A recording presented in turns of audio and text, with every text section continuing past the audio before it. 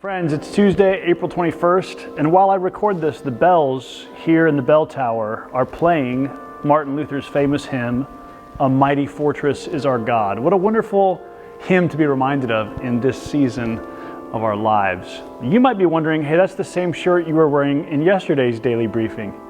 Yes, friends, yes it is. That's because I rode my bike home last night and then I rode my bike back here this morning. So the good news is I'm getting some exercise.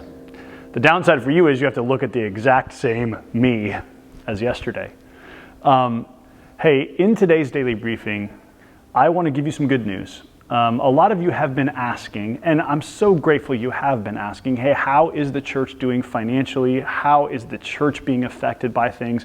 People have even reached out about this PPP program that the government instituted and said, hey, is the church going to take advantage of that? Do we need to? So I have a bunch of good news to share with you financially that I think is just evidence of God's kindness to us in this season. So 3 evidences of God's kindness. First of all, we ended last year with a significant surplus because you guys were very generous at the end of 2019. So what a great moment. Who saw this coming? But what a great moment to have some cash in the bank and to have a little bit of extra giving from last year that we could roll over into this year. Second, as you know, we just ended the first quarter of 2019, so January, February, March. As we look at how we're doing year to date after the first quarter, we're about $50,000 ahead of budget.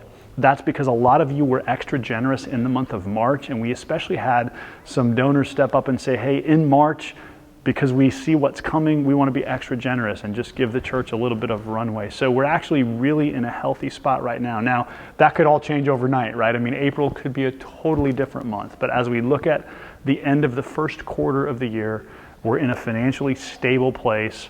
And the financial team just met on Sunday, the deacons of our church who oversee finances, and they wanted me to communicate to you, number 1, gratitude, and number 2, just a sense of peace that, hey, the church is in a healthy place right now. Now, as we go forward, what we're doing is we're looking at the numbers at the end of every month and at the end of every quarter. And our financial team has put together sort of a contingency plan so that if we get to the end of the second quarter at the end of June and things are really, really different, we'll start to trim some expenses. We may start to, dial back salaries and things like that. We'll take whatever measures we need to, but the point is there's a contingency plan in place that should keep us checking the dashboard every quarter and every month and being able to stay ahead of things so that our church doesn't get in a place where we're working from a deficit. We've never been in that place. We don't want to ever be in that place. And again, by God's grace, He's given us both generous people and a very savvy financial team. And so your generosity combined with the very faithful deacons who steward the resources that our church has, we're feeling very good right now about where the church is financially. It's a good time for me to remind you, since we're not meeting on Sundays, please continue giving online. There's no way for us to take, even if we do a drive-in service, there's no way for us to take your money. In fact, the rules the Douglas County Health Department put out were like, you have to have a drop box and people have to be able to drop their money in without touching it. It felt like, you know what, let's just not do that.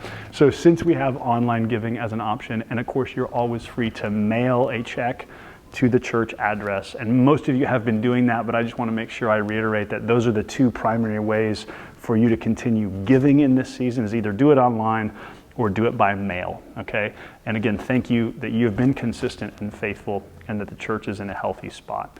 We're really grateful for that. And again, primarily that's evidence of God's kindness to us because He has always provided for us through all the up and downs of 15 years of being a church. And He's being very faithful to us in this season as well. So thank you for caring about that. Thank you for asking about that.